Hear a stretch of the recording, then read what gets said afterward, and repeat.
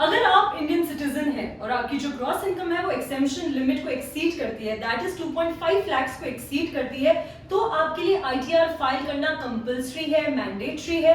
लेकिन अगर आपकी ग्रॉस इनकम एक्सेम्पशन लिमिट से कम है तो आपके लिए आईटीआर फाइल करना कोई मैंडेट नहीं है, पर बेटर ये होता है कि हम हमारी आईटीआर फाइल करें, क्योंकि आईटीआर फाइल करने के बेनिफिट्स बहुत है।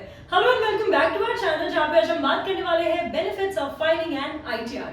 Number 1, accidental claims. God forbid, अगर आपका कभी एक्सीडेंट हो जाता है और आप इंश्योरेंस कंपनी से एक्सीडेंटल क्लेम चाहते हैं, तो उस केस में अगर आपकी आईटीआर फाइल की हुई होती है तो उसके बाद कोर्ट एक बहुत ही सिंपल फॉर्मूला यूज करती है to arrive at the claim amount.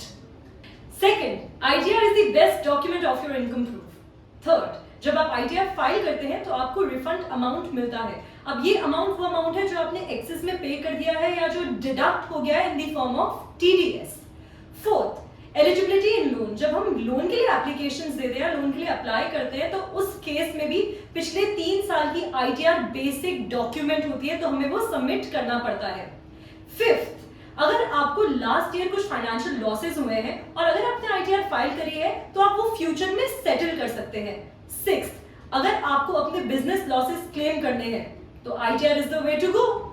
Seventh, When you apply for visa, तब भी आईटीआर एक बहुत ही इंपॉर्टेंट डॉक्यूमेंट है। उस टाइम पे या तो आपको लास्ट 3 इयर्स की आईटीआर सबमिट करनी होती है या फिर करंट ईयर की आईटीआर सबमिट करनी होती है।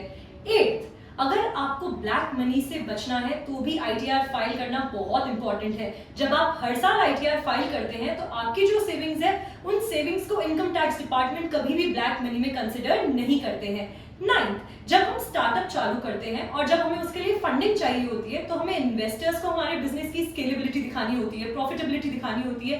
उस केस में भी इन्वेस्टर्स आईटीआर ही प्रेफर करते हैं। 10th, अगर आपको पेनल्टीज से बचना है तो आप टाइमली अपनी आईटीआर फाइल करते रहे और आप पेनल्टीज से बचे रहेंगे।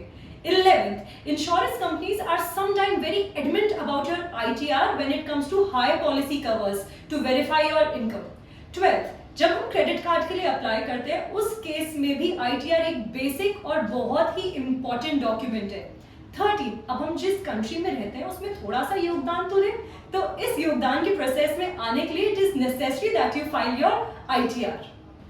So this is it for this video. मुझे लग रहा है कि इतने सारे बेनिफिट्स सुन के आईटीआर फाइलिंग के तो आप आईटीआर फाइल कर ही देंगे। तो इसी के साथ एक एडिशनल इन्फॉर्मेशन मैं आपको और दे देती हूँ कि आईटीआर फाइल करने की लास्ट डेट इज 31 जुलाई 2023।